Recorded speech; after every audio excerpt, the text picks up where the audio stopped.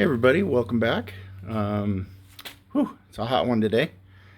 Anyway, I've been doing some work and primarily with the doors, the hinges, trying to get everything to fit right and work properly.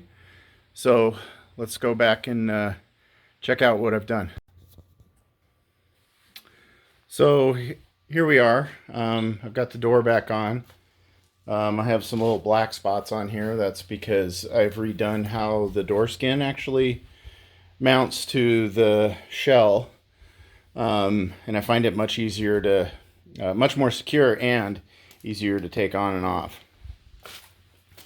The other thing done is put in the window glass. So I've done this before, so the mounting was not too difficult. But I needed to, with the new door hinge in place and everything, I needed to test out, make sure all the glass worked properly and all that. So I had to change the striker.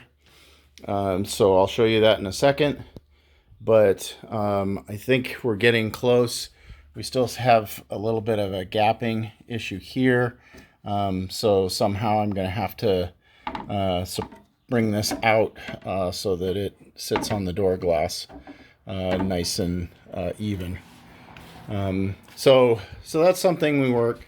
And then the quarter glass, as I showed you last time, which this is just the kind of test piece to make sure that's all going to work properly. We still have to, I found that I ran this one at too high a temperature to bend it, and so now I have done an experiment and I've got the right temperature. It just takes a little bit longer for it to bend into that shape from the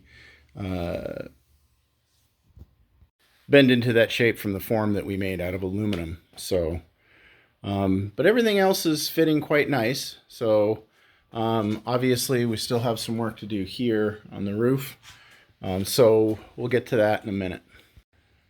So here's how the door now goes up. So it's got a little dampener in it, as we talked about last time. But you can see that we had to change the striker here. So what I had to do is rotate it to a 30-degree angle.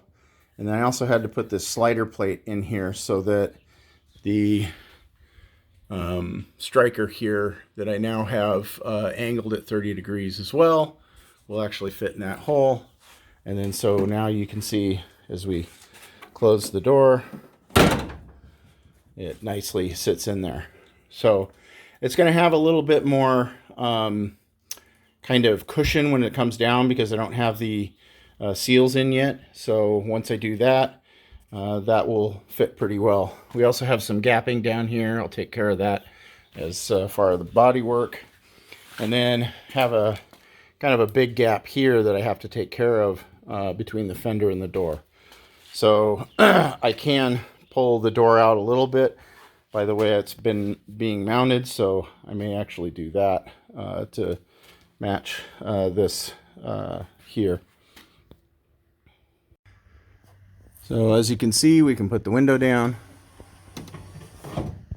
And I haven't got the glass perfectly level with the door card, but that's just a matter of space that I have in my door. So, and then we also can pull it up.